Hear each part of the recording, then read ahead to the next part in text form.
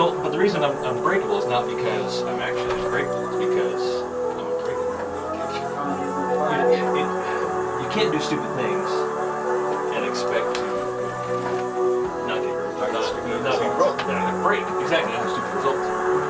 So that's why you're unbreakable.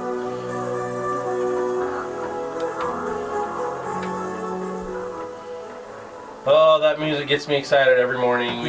We go on air. Well, every Wednesday morning. That song has brought new meaning to my life. Every time I hear that, it's at first it was nervousness, and now it's the opposite. I love it. Yeah, it gets you excited. It's funny because listening to this as a kid, when I first started, I'm like, yeah, that's awesome. That's a cool song. And now we're listening to it as we're doing our radio show, and it's like, wow, crap just got real. This is weird. Every Wednesday morning. Every Wednesday morning. So it's a lot of fun. Hey everybody, welcome to the PrepperCon Radio Hour. As always, I'm Scott Stallings. And I'm Shane, PrepperGuy.com. So we are excited to be here. You can check us out on ktalkradio.com, PrepperCon.com, and thepreparedguy.com. We've got a special guest today. His name is Matt Hansen with Freedom to Move. Hey Scott, thanks for inviting me. Hey, glad to have you. We're excited to have him here today. Before we jump into today's topic, which is thrive, right? It's lifestyle. It's the fun of living. It's the prepper mindset, what you can do to have a better quality of life so that you can survive through any type of challenge. It's thriving. It's quality of life. And I guess it's thriving in everyday life and not just in an emergency or a disaster, although that's very important.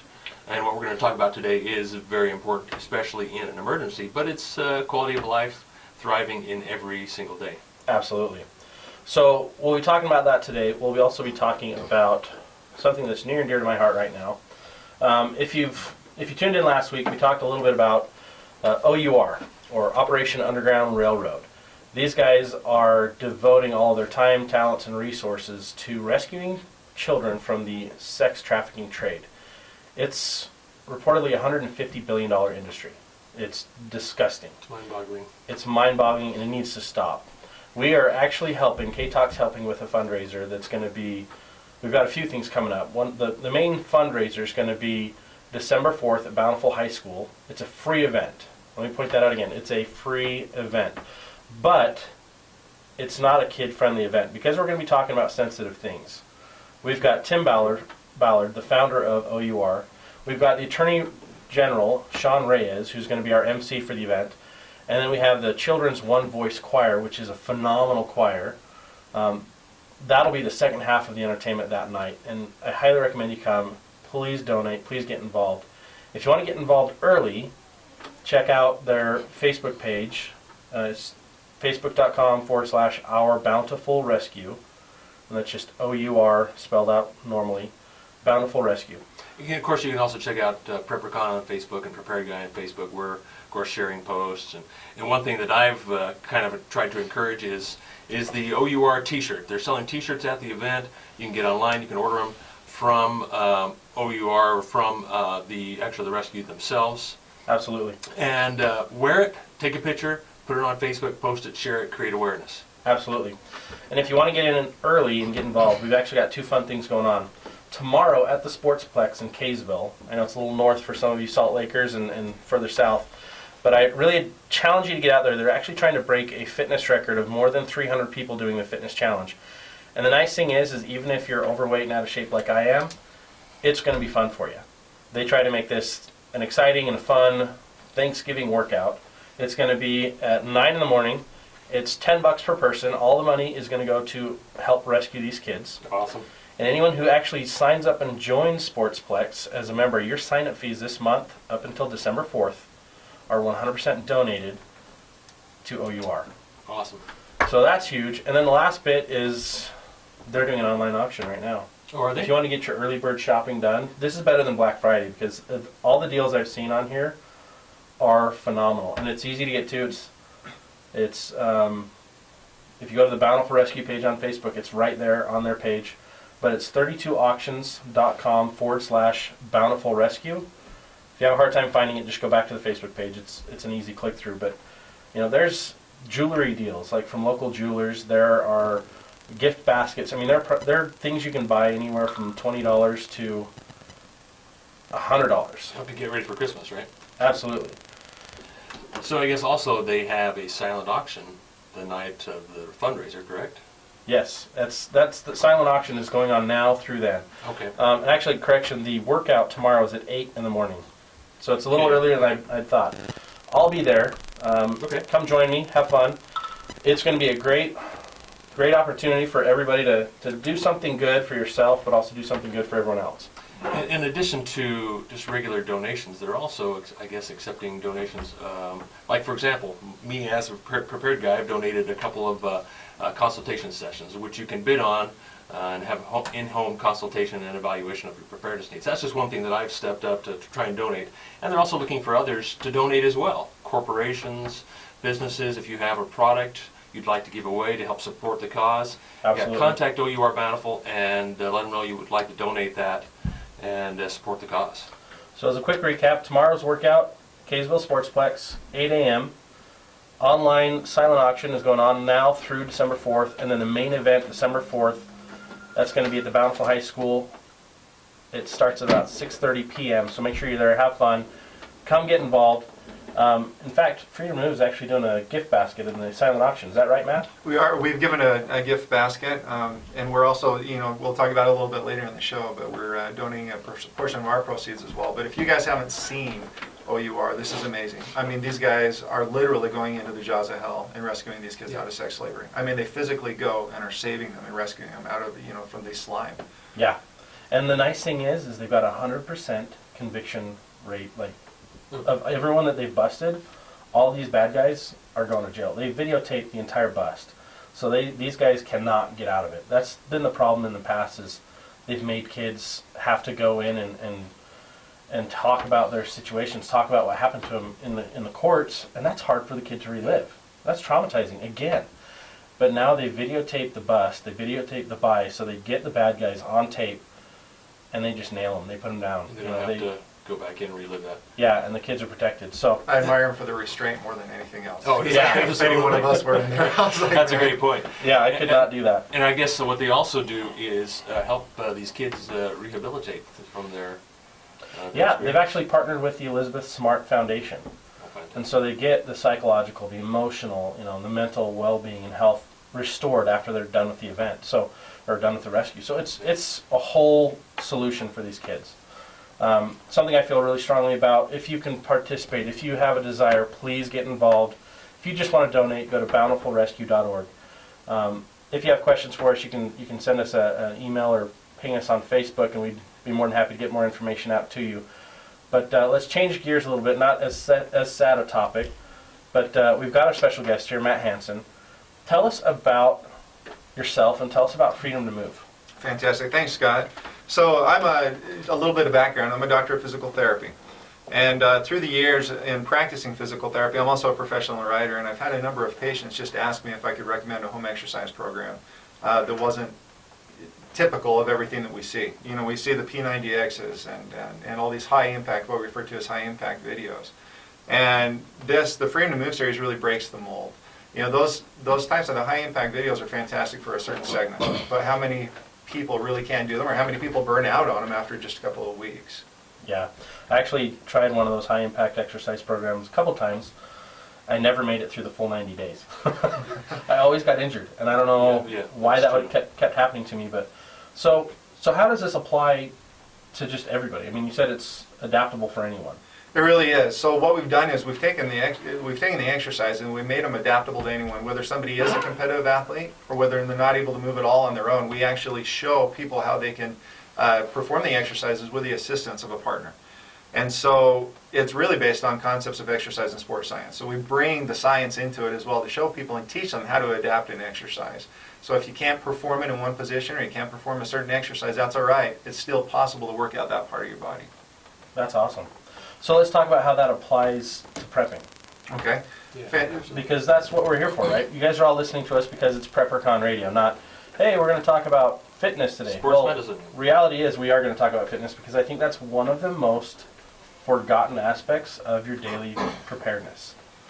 Wonderful. So when it comes to fitness, I mean, anyone can do the program, but how does this help us be better preppers in general? I mean, how does this help us with the daily disasters? Because, yeah, there may be an incident where we have a major earthquake, but until then it's, you know, changing tires on the side of the road or helping someone else who's been in an accident, which I ended up doing a few nights ago. It's those types of things that we need to be more prepared for than anything else. So how does this help us? Great question. You know, I really break down emergencies into two types of emergencies. There's the personal emergencies, and there's the more widespread kind of the community disasters. You know, Okay. those are the things that we typically think of. When we're thinking about community disasters, we're thinking about the earthquakes, we're thinking about a hurricane or a tornado, things like that. And to address the personal emergencies, first of all, it could be something as simple as getting an injury and not being able to work. You know, not bringing in income into the home because you weren't physically fit or you weren't conditioned. You mentioned with some of those high impact exercises and getting injured. Physical therapists treat a lot of people from those types of injuries. And I call it the 0 to 60 syndrome. You know, where you're doing nothing, you may be sitting on the couch, and then all of a sudden you're like, man, you see this infomercial, and you're like, that can be me. I can have abs like that. So you make this resolution, you have these goals, you go and you buy the videos, you start doing them, and then on day 2, day 3, you're like, whoa. You know, and you're feeling it. And in many cases you get injured. So we have to, it's a process. And the reality is, when I had 8% body fat, I still didn't have six-pack abs. Yeah, That was true. a long time ago. You know, that's a great point too. And that's part of one of the things that we address is because we're addressing the education. Our videos have the workout, but they also have an education component that we call the classroom. So a lot of people don't realize they will, you know, they're rock solid. They got abs of steel and they're doing so many crunches a day, et cetera, in every way you can think of. But they can't get that six-pack ab. And there's actually a physical reason for that. That makes me feel a lot better. Thank you. There's hope. There's hope. Well, hope that I don't So- have to have a six-pack ab. So with regards to personal emergencies, you know, Scott, I think about whether it's an injury affecting your ability to work, think about somebody who can't defend themselves because, you know, a mugging or something like that. Or even today, in the Wasatch Front, we got a big snowstorm coming through. And if you were to get marooned in a car, you know, are you going to be able to hoof it out if you need to? There, you know, I have some coworkers who are driving over to Wyoming, into Wyoming to visit family for the holidays, and they said specifically last night on the news, be careful if you're traveling through Wyoming. There's a lot of deserted roads. There's going to be some whiteout conditions. If you had to hoof it, could you? You know, if you had to carry a 50-pound pack, Shane, Yeah. you know, how far could you get? I think it's always ironic when I see people coming out of shows or out of stores and these preppers, and they've got all this great gear, and they're huffing and puffing just carrying it out to their car. I think that's a really good point. You mentioned a 50-pound pack, right? What is the actual weight that somebody should be carrying That's on a their good back? question. Well, in actuality, our backs really aren't built to carry much weight at all, and they shouldn't. But is the backpack the better way to carry that weight? At times, it really depends on how much you're carrying. I mean, if you are carrying, I'd say more than 20 pounds, and that's usually what they recommend. And that's one of the problems, even our school children, they Let's can have you carry a go- 20-pound pack sometimes and Yeah, they're carrying it too. totally. Let's get you closer to the mic. I don't know if we all heard that. So the back isn't necessarily the best place to carry all your stuff. Not necessarily, no. And in fact, not carrying it on your person is the best way. If you have another way to be able to carry it, and there are a number of different options. So If you can, you're a proponent of the handcart. I am a proponent of the handcart. I'm a was just proponent of the gonna say that. handcart, the trailer, the handcart. You know, whenever you can use leverage.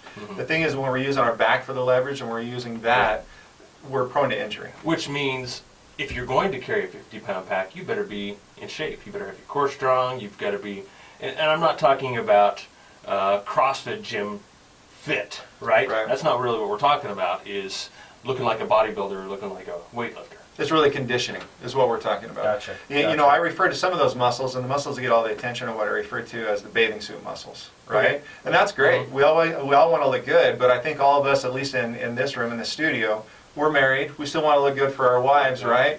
But who else are we really trying to attract after that? It's function. You know, function is what we're most concerned about. Are we going to be able to go on that hike? Are we going to be able to do continue being the weekend warriors and playing basketball, Yeah, and- you know, in the mornings? And what I find about that is, yeah, if you're not in shape and you go on a hike, it's not any fun. Right. You're not enjoying yourself, and that's, I think, where Thrive really comes in. If you're in an emergency situation and you're not fit, it's going to be a lot harder on you physically. You're not going to, I don't want to say the word enjoy, but you know what I mean. Yeah. You're going to have a much more enjoyable time if you are fit. And we are heading into the break. Hang on, we'll be right back with Matt Hansen, Doctor of Physical Therapy and founder of Freedom to Move.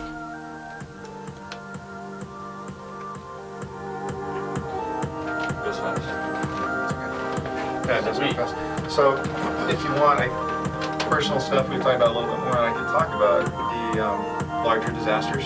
So we've addressed the personal disasters. Say The Armory Shooting Range, located at 248 West 9210 South in Sandy, is Utah's newest and largest indoor shooting range. The Armory features 18 climate-controlled lanes with state-of-the-art target carriers and air systems. The Armory has a vast selection of rental guns for use on the range, including machine guns. The Armory's facility and firearm training programs are designed with your personal safety and enjoyment as a priority. Many services are offered, including classes, gunsmithing, and a cutting-edge training simulator. Whether you're a beginner or an experienced marksman, the in-depth training, highly qualified instructors, and custom-designed facility will get you to where you want to be as a shooter. Head on in to experience the newest indoor shooting range in the state, just off the freeway at 248 West 9210 South in Sandy. Online at armoryshootingrange.com or call 801-447-1789. The Armory Shooting Range, just off the freeway at...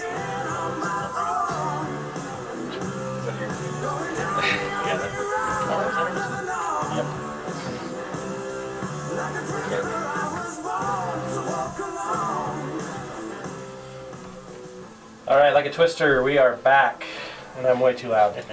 Hey everybody, welcome back to the PrepperCon Radio Hour. We've got 2 segments left, and we are with a special guest, Dr. Matt Hansen with Freedom to Move.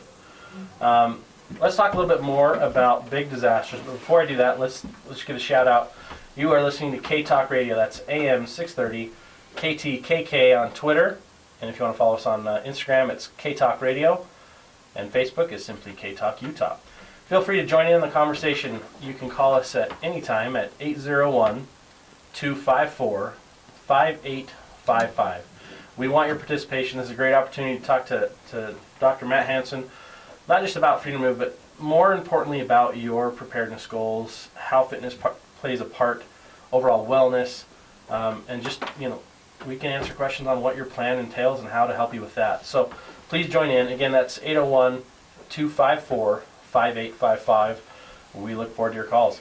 So, Matt, let's talk about not major disasters, but bigger disasters. Right. How maybe more specific to Utah. Yeah, how does this all come into play? Well, specifically to Utah, we think about the earthquake, right? They've been talking about the big one for a long time. Yeah. But there are a number of other times we see structures, et cetera, fall. There are a number of things that could cause something to fall. When you're talking about big disasters, think about rubble and getting yourself out. You need to be fit to be able to dig yourself out, and if you can't get out, you need to be able to have the physical stamina at least to be able to survive. And if you're trapped, if you are fit, you're going to, I guess, survive longer, right? It's true. For rescue effort. Yeah, and that's an interesting thing. Some people talk about, well, if I'm fat, I'll be able to survive longer, right? Because my body's going to eat off of the fat, and that's actually a misconception a lot of times, because when we're overweight, it stresses our bodies in different ways. And if you haven't got, for example, that potassium and that calcium, you can actually end up having a heart attack. It can cause other complications. So is it detrimental to be extra thin? I mean, to have very low percentage of body fat, try to be the bodybuilder and have the six-pack abs like you're saying? Does that work against you? It can be as well. If you're 0% body fat, I mean, it could in a survival situation. The body is going to turn initially to fat for a certain percentage of its calories, but then it's going to turn to that muscle because the muscle is going to give it a lot more calories ounce for ounce. Okay, so when I call this little spare tire I have around my waist, when I call that my 72-hour kit, is that appropriate? I would say if it's not affecting your health elsewise, then you got you have something to use there. All right, cool.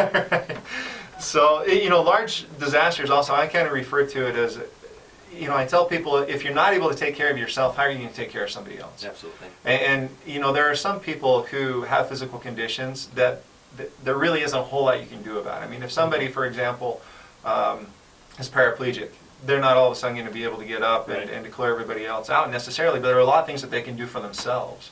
Part of that is preparation, which I'd love to get into in a second, but I also look at it as everybody can do something more. Everybody can be more prepared and do something, better. I mean, if you're dependent on someone else, pray that somebody is going to come and get you, pray that somebody's going to be able to help you, have a system in place. That's good. That's a very helpless feeling.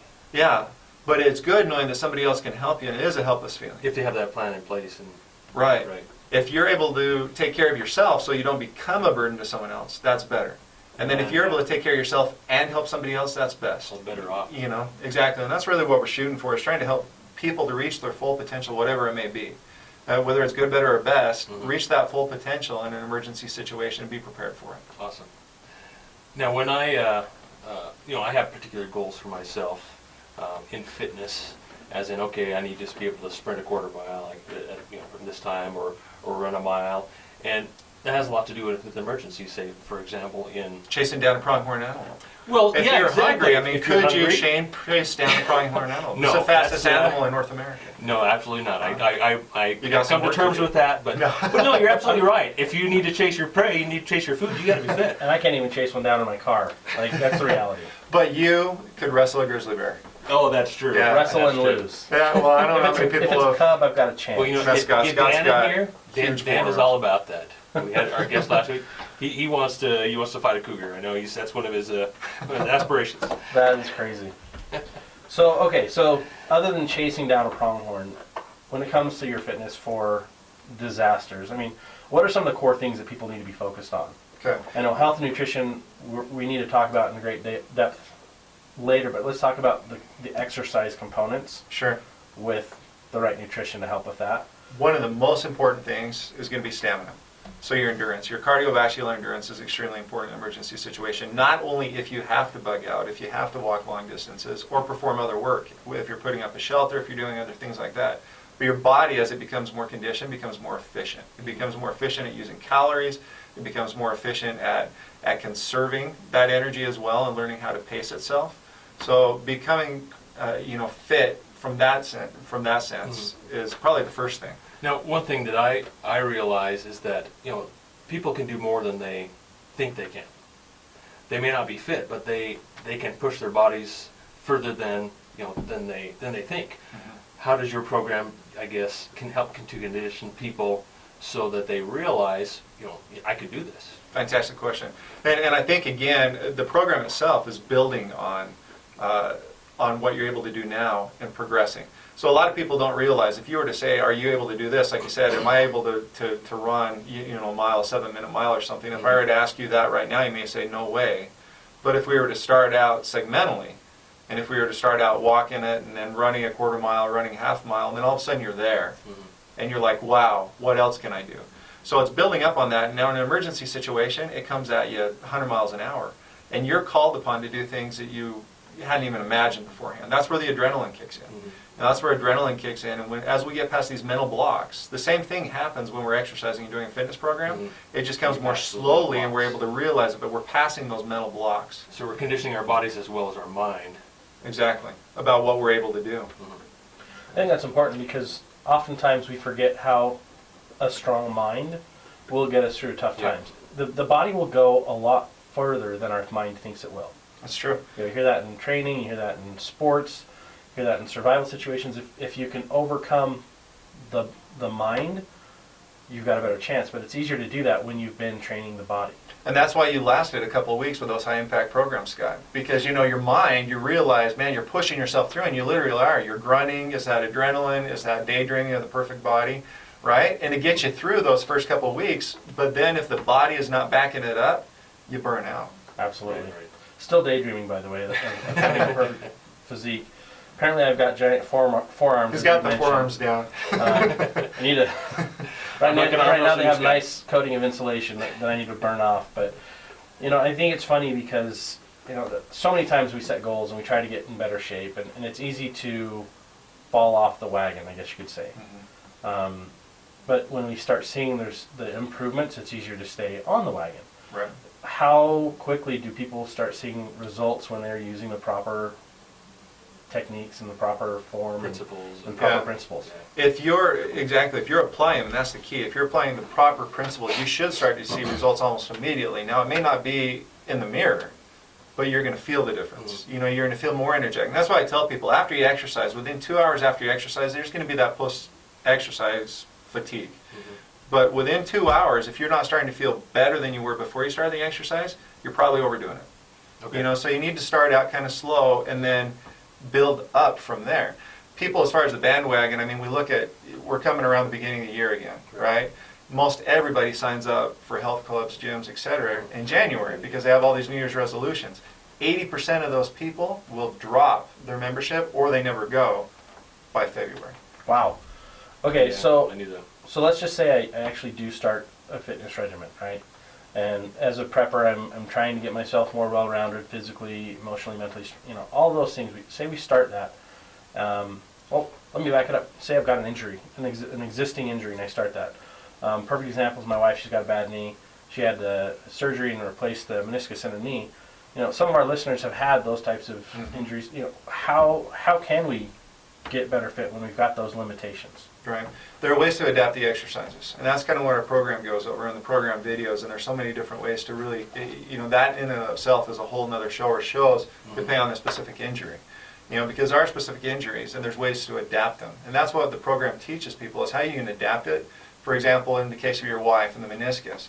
So without a meniscus, you don't want to do a lot of weight-bearing or heavy weight-bearing exercise, high-impact exercise, because she hasn't got the same protection. A meniscus is kind of a pad in your knee joint that protects your bone from rubbing against your bone, basically. And without that, it can cause a lot of pain if you're doing high-impact exercises.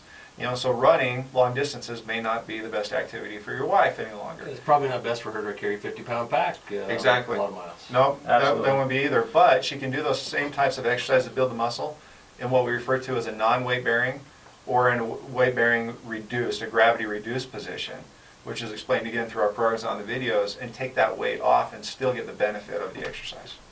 Awesome. So there's adaptations you can use, and these can work across any type of injury. Like I've got some shoulder problems. I've separated both shoulders being stupid playing turkey ball, Thanksgiving football. I mean, that's tomorrow. 5 years ago, I separated a shoulder doing that, and then 3.5 years ago, I separated the other shoulder on a slip and slide. Stupid activities that I put myself into. So I can actually do gravity reduced movements to help those not hurt. Especially if it's chronic injury, yeah. I mean, first and foremost, you need to go to your doctor. I mean, you need to make sure that you're not doing more damage, by exercising or working out a part of the body that you shouldn't be, that needs to get addressed and heal first. But yes, I mean, if there's pain or if you're experiencing reduced strength in a particular area and a certain position is just too difficult to do, we shouldn't be straining.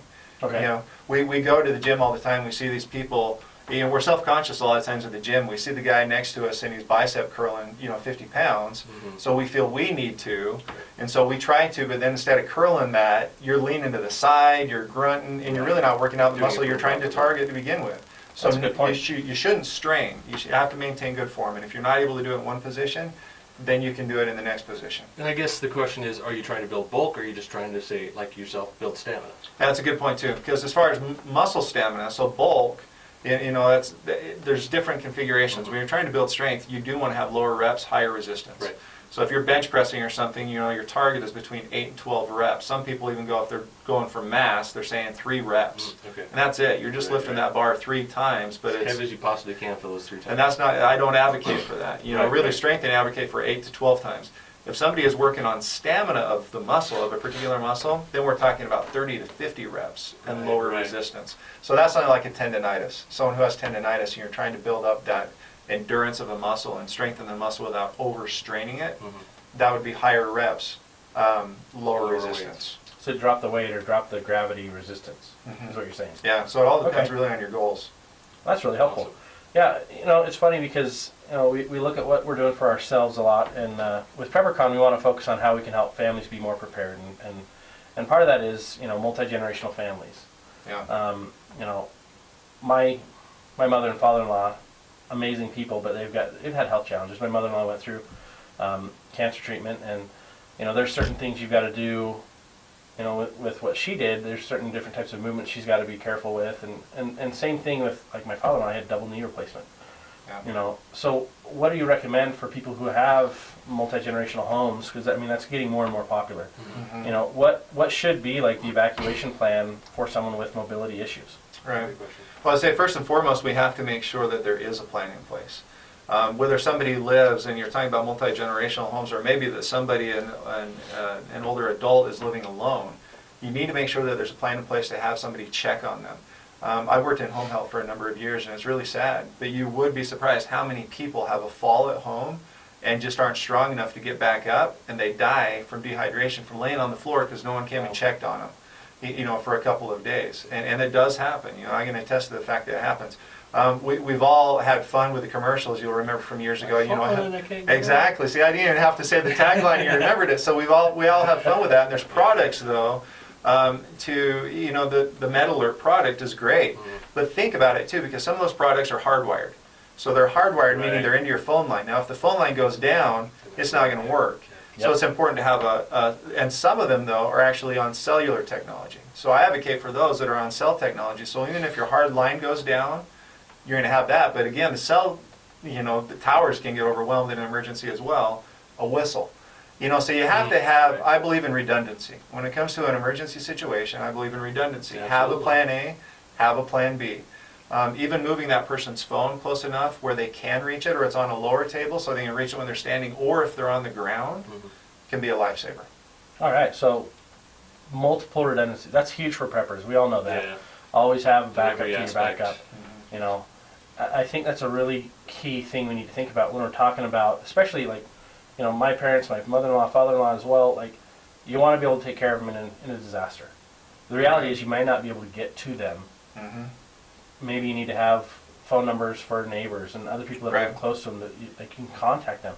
If the phones are down, what other methods of communication can you do? Like, I love ham radio. I'm actually getting ready to take my test in the next month. Whew. Love it. I'll get my... That's another whole other show we can talk about. Yeah, we'll go into that. Shane, sorry. my brain is going right now, but Shane's actually a well, what license do you have? Ham radio. Kilo Charlie 7 Delta Tango Victor. There you go. All that fun stuff. But I think that's part of what a lot of people are missing is what do I do when my family's further away? What do I do when there's someone with mobility issues? Now, this is the time to think about it before it happens. Right. That's why we brought Matt on, because it helps us think about things we're not already thinking about when it comes to our safety. A lot of times we think immediately in our household what we need to do. Oftentimes we forget what we need to do. If you've got an elderly neighbor, check in on them every day. Build a better relationship with that neighbor.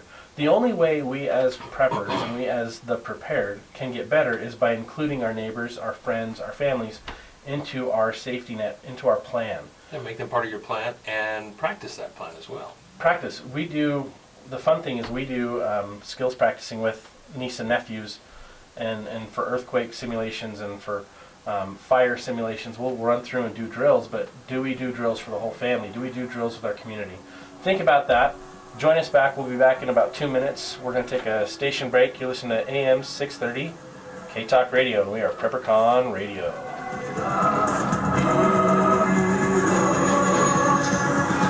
So we got one more segment? Yeah. Okay. A couple other things that maybe on the taking care of family. Okay. We can mention other things like making sure you have a supply of medications. I recently met with a homeowner who was ready to retire but felt trapped in his job because his retirement funds had gone down substantially over the last few years, and he needed the income from his job to make payments. 62 or older, if you qualify for reverse mortgage, it will help you meet your retirement goals. I have years of experience helping Utah homeowners who will help you find the right solution for your financing needs. With a 10-minute call, I can help you find out how you qualify and how a reverse mortgage can help you. Call me today, Alan Blood, 298-5887. That's Alan Blood, Capital Financial, 801-298-5887, and MLS number 3146. I'm smiling because I can enjoy my life again without worrying about the IRS or how I'm going to support my family. My friends told me about TaxDebtPros.com, a local Utah full-service tax resolution company. The professionals at TaxDebtPros.com did a free case analysis and explained everything to me clearly in a language I can understand. They got right to work, and now I'm paying a small portion of what I did before. The best part is I got my life and smile back. Do you have IRS problems? The local experts at TaxDebtPros.com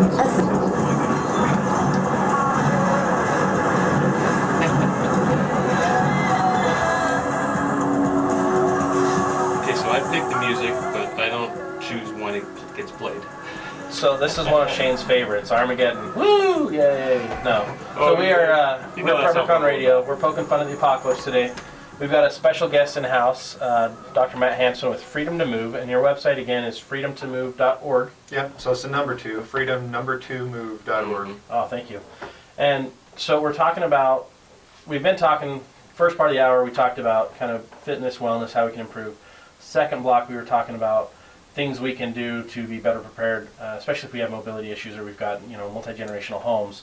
One of the things that you can do, and I want listeners to join in if you've got content that you want to share with us or have questions, feel free to do so. It's 801-254-5855.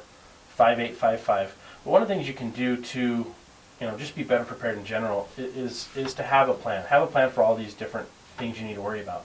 You've got to think about your day-to-day needs. Well, now think about them.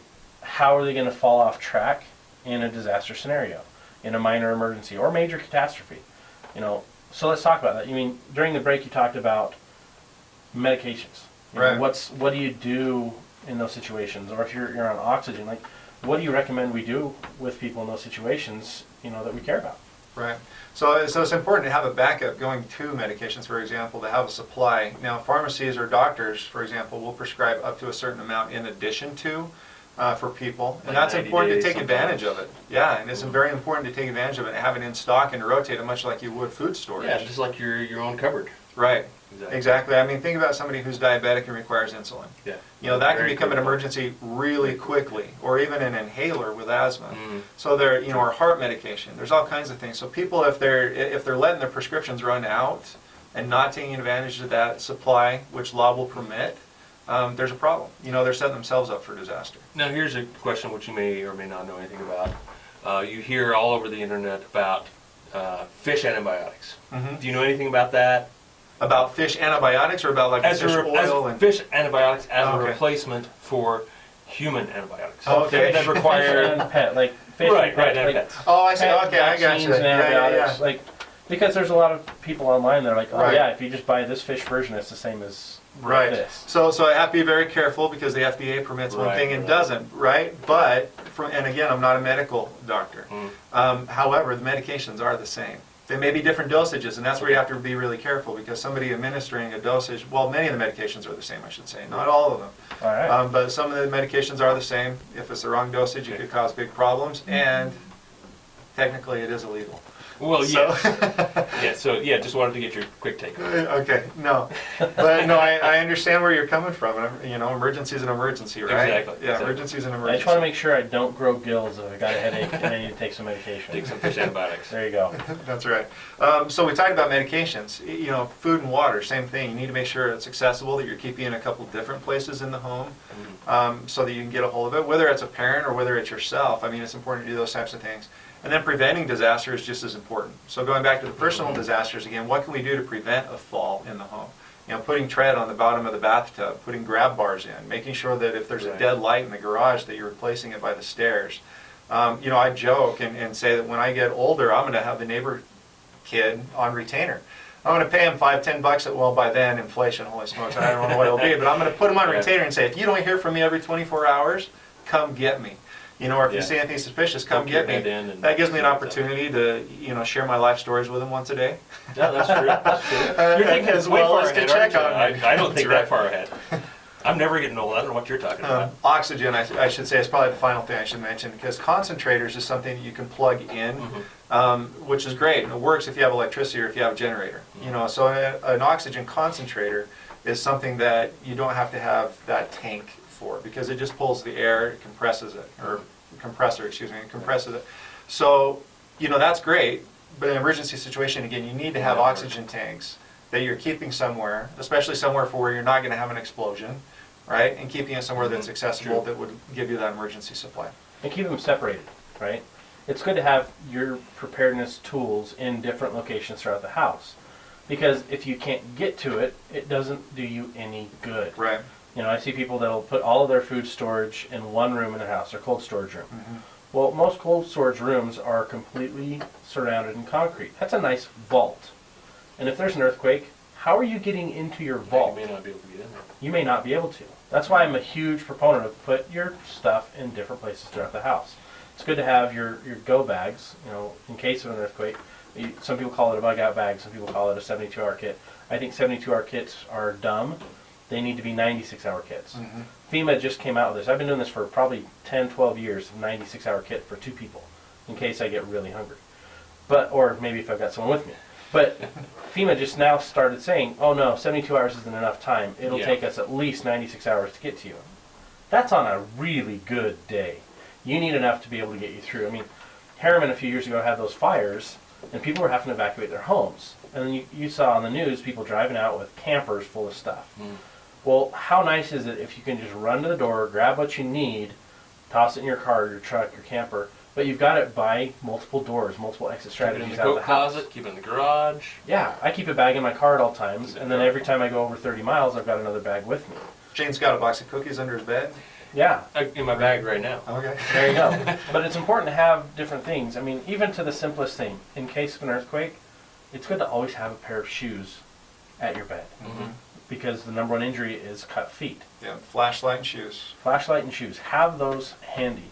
So what else do we need to think about when it comes to family, medical, and health preparedness that maybe we're not, maybe it's not as much of a mainstream thought, or maybe it is, we just need a reminder. Like, what are some other things that we can do that we can help our families be better prepared? Well, we've already mentioned a number of them, but I'd say another reason for a lot of deaths, particularly during the winter, you know, when electricity goes out, something so simple, but a lot of people will die from cold. I mean, they freeze to death just because they haven't got a heat source, they don't have enough blankets, they don't have a generator. And what we see a lot of the times also, almost every single year, you see the carbon monoxide deaths because someone gets one of those hibachis or gets something else and they're burning carbon, you know, they're burning the briquettes to keep them warm inside the house, and they die, right? So think about any of the elements. What do you need to survive, right? That's a great point. You need your oxygen, you need your food, you need water. Make sure that you have all those in place and that they are accessible. Awesome. Well, thank you so much. So if people want to learn more, they need to go to your website. Freedom2move.org. And so you mentioned earlier in the hour that you guys are you're doing a promotion right now. You're also donating a portion of sales to Operation Underground Railroad right now. Yeah. Tell us about that. All right. So if you go to the website, and on our shopping cart there's a coupon code. We actually have two places to enter a code there. There's a nonprofit support code, but don't put anything in there. You don't need to put it in there if you just go to checkout. And so what we do is we have a complete strengthening series right now. So we have lower body, upper body, and core. And then you can either purchase each video individually, they're $17.99 is the regular price, or the entire set for $45. That's much cheaper than any P90X or anything I've seen. It actually is. Yeah, so it's a good price. Or I should say less expensive, sorry. It's less expensive, and we actually, you know, they're 53-minute videos because we have that educational component in it too.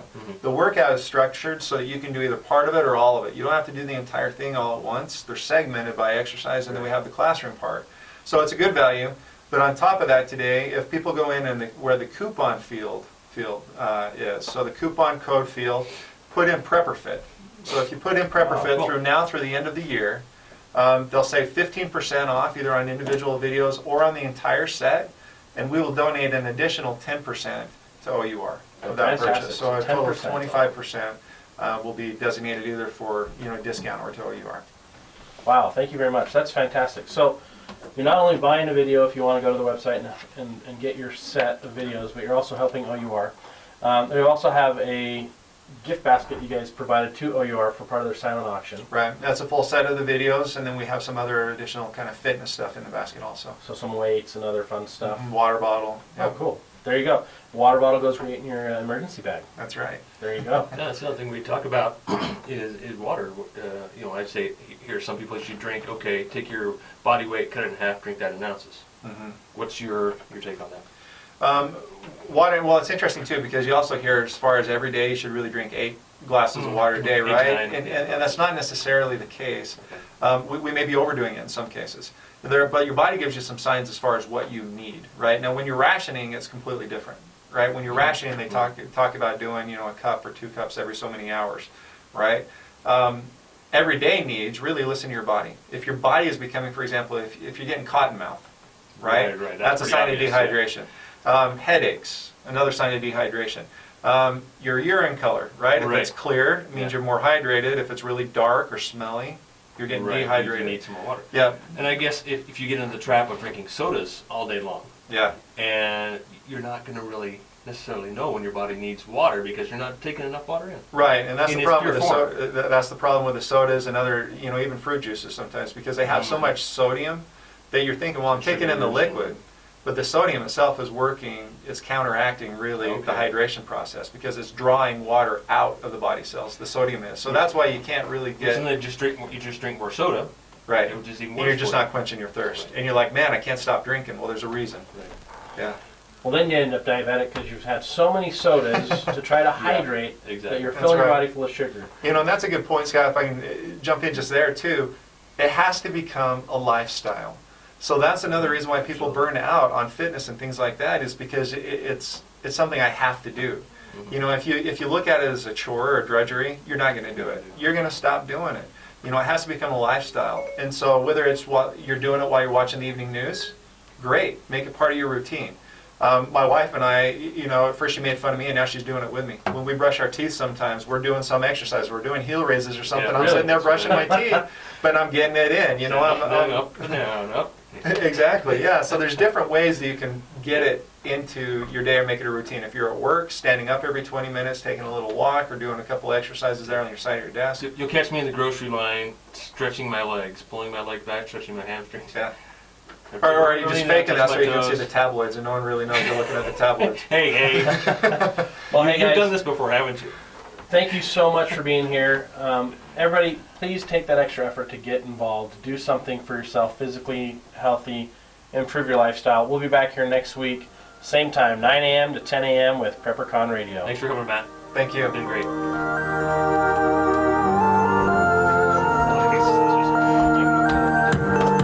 That's the first time we've ended correctly.